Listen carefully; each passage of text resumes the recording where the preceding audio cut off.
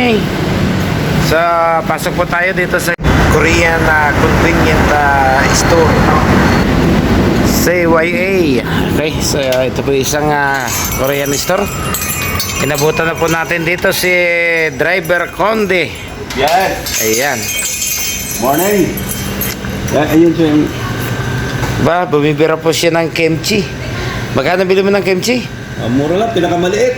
35. 35. Ayan. Neng.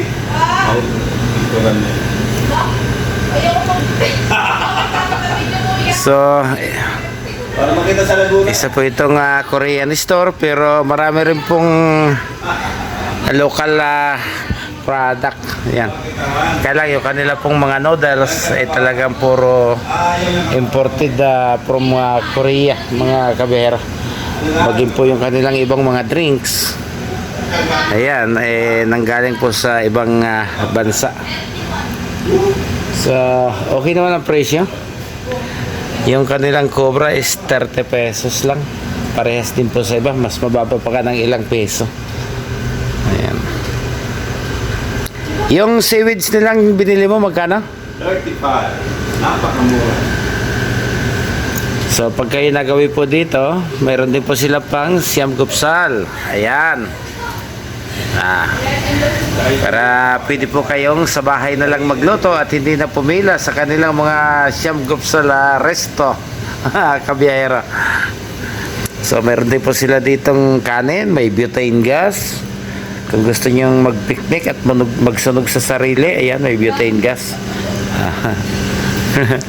At ang kanila pong mabait na tindera from Santa Magdalena, Laguna. Ayan. Annyeonghaseyo. Samnida. Sa local cigarette, mayroon din po sila rito. So, mura naman yung CYA. Akala ko mataas yung presyo kaya hindi ako pumasok kahapon. Kaya lang sabi nitong isang driver, affordable naman daw po yung yung kanilang presyo, kaya nag-try po kami. So, may mga Korean ice cream din, ano?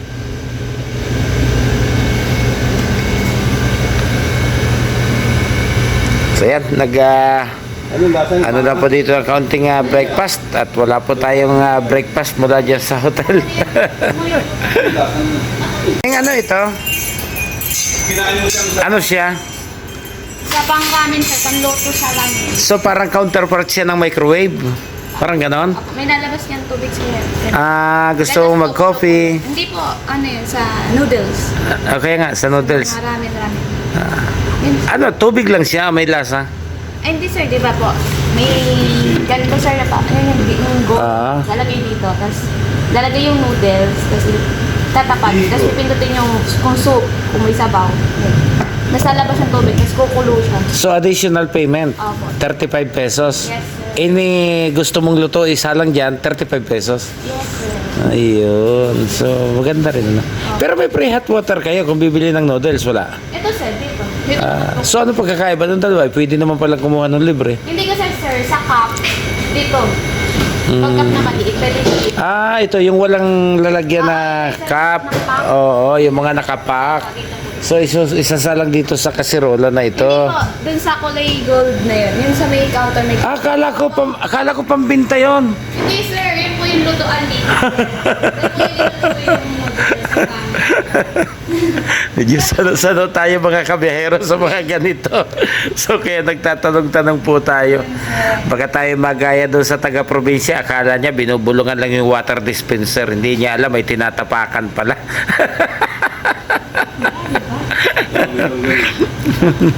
Pag ganun ng niya, tinatapakan pala dito.